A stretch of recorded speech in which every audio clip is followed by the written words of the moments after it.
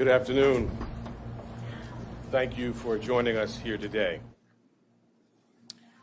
Earlier this afternoon, Donald Trump was arraigned on a New York Supreme Court indictment returned by a Manhattan grand jury on 34 felony counts of falsifying business records in the first degree.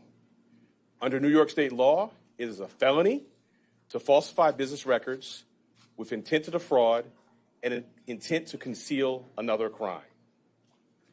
That is exactly what this case is about. 34 false statements made to cover up other crimes. These are felony crimes in New York State, no matter who you are. We cannot and will not normalize serious criminal conduct. The defendant repeatedly made false statements on New York business records. He also caused others to make false statements. The defendant claimed that he was paying Michael Cohen for legal services performed in 2017. This simply was not true. And it was a false statement that the defendant made month after month in 2017. April, May, June, and so on through the rest of the year. For 9 straight months, the defendant held documents in his hand containing this key lie, that he was paying Michael Cohen for legal services performed in 2017. And he personally signed checks for payments to Michael Cohen for each of these 9 months. In total, the grand jury found there were 34 documents with this critical false statement. Why did Donald Trump repeatedly make these false statements? The evidence will show that he did so to cover up crimes relating to the 2016 election. Donald Trump, executives at the publishing company American Media Incorporated, Mr. Cohen, and others agreed in 2015 to a catch and kill scheme. That is, a scheme to buy and suppress negative information to help Mr. Trump's chance of winning the election. As part of this scheme, Donald Trump and others made 3 payments to people who claimed to have negative information about Mr. Trump.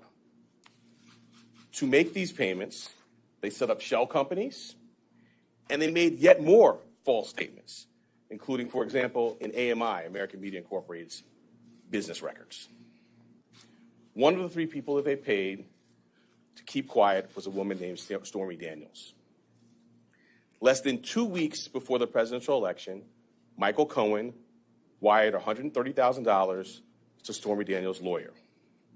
That payment was to hide damaging information from the voting public. The participant scheme was illegal. The scheme violated New York election law, which makes it a crime to conspire to promote a candidacy by unlawful means. The $130,000 wire payment exceeded the federal campaign contribution cap, and the false statements in AMI's books violated New York law.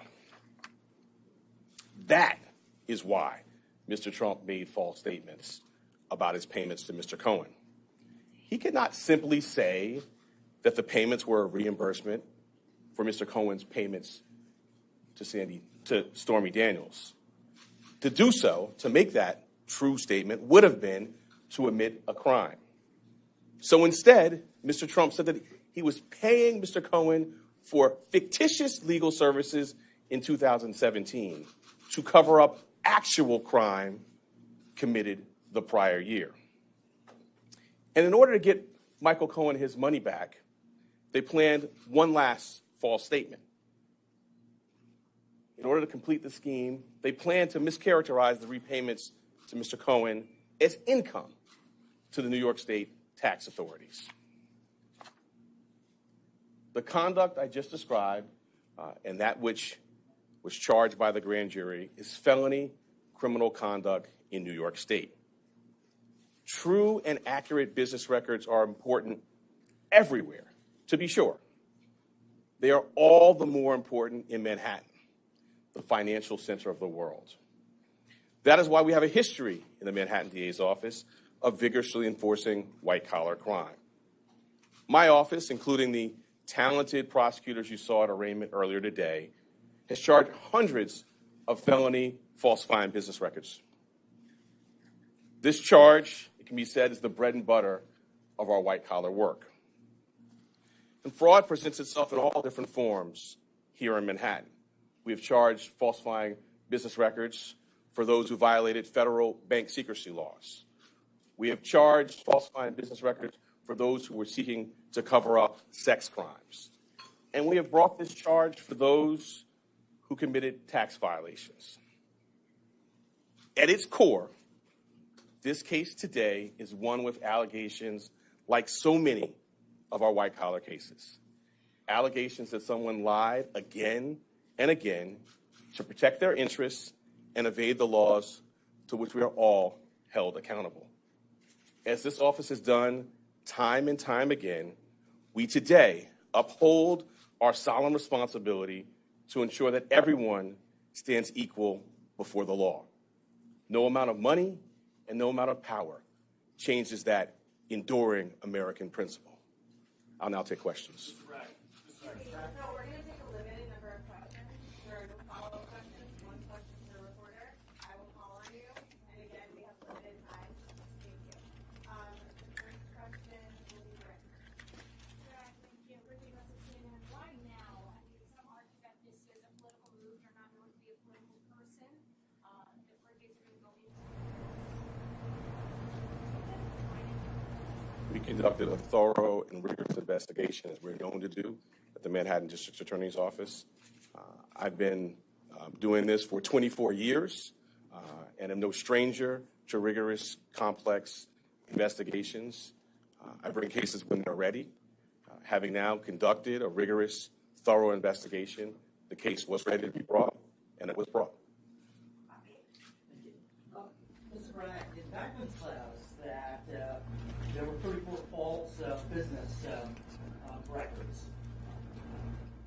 And they would then conceal another crime, but the indictment does not specifically say what those crimes were. We are assuming, perhaps, that they might be election-related. I'm wondering if you can specify what laws were also broken. Right. So let me say as an initial matter that the indictment doesn't specify that because the law does not so require. In my remarks, I mentioned a couple of laws, which I will highlight again now. The first is New York State election law, which makes it a crime to conspire to promote a candidacy by unlawful means. I further indicated a number of unlawful means, including more additional false statements, including statements that were planned to be made to tax authorities. I also noted the federal election law cap on contribution limits. But why weren't there those crimes charged? Why weren't they charged with those crimes? Well, I'm not going to go into our deliberative process on what was brought. The charges that were brought were the ones that were brought. The evidence in the law is the basis for those decisions. Hi, Mr. DA. You had expressed a year ago that you had some reservations about the case's readiness. Can you talk to us about what were some of the questions in your mind that needed to be answered in order to bring a case of this magnitude? I'm not going to go chapter and verse into any thinking. What I will say is, I believe the time period you're talking about, I've been in office for a couple of months. The investigation, in my view, was not concluded into the conduct in particular that is the basis for the charges today. Since that time, we've had more evidence made available to the office and opportunity to meet with additional witnesses. So, as I said earlier, I've been doing this for 24 years. I don't bring cases prior to a thorough and rigorous investigation. Now, having done so, the case has been brought. Mr. Bragg, Garrett Hake with NBC News. Your predecessor took a hard look at this case and decided not to charge it. Federal prosecutors took a hard look at this case and decided not to charge it. Do you believe you have new evidence that led you to decide to charge this, or why now? Well, as I just mentioned, we have had available to the office additional evidence that was not in the office's possession prior to my time here. And as to your part of your question about the federal, we have a distinct and strong, I would say profound, independent interests in New York State. This is the business capital of the world. We regularly do cases involving false business statements.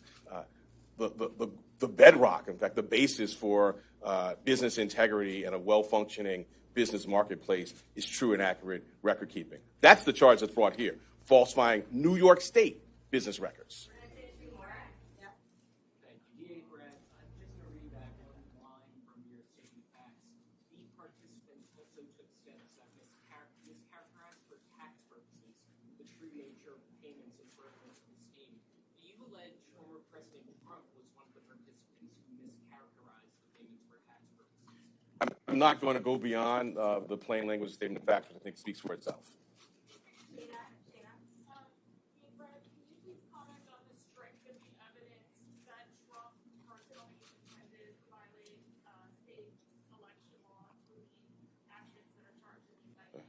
So the charge is falsifying business records.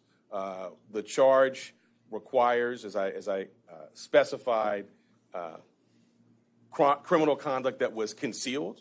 One of the concealed crimes we allege is New York State election law. I sort of went through in our statement of facts, which I think many of you have in front of you, goes through things including text messages, emails, contemporaneous phone records, multiple witnesses. All of that will be, as you saw in the fall, borne out in a public courtroom in downtown Manhattan. Last question is Jonah. DA Bragg, the charges are related to the hush money payments to Stormy Daniels. The release from your office also mentions another woman, Karen McDougal, as well as a doorman. Can you comment on how those players are related to the charges you've brought or to the case overall? I'm glad you put your finger on that, because it's not just about one payment. It is 34 business records, 34 false statements in business records that were concealing criminal conduct. And the earlier question about New York State election law, when I talked about conspiracy to promote a candidacy by unlawful means. Those unlawful means, we allege, include the conduct set forth in the statement of facts, which is additional false statements separate and apart from the charged ones in AMI documents, planned false statements to taxing authorities.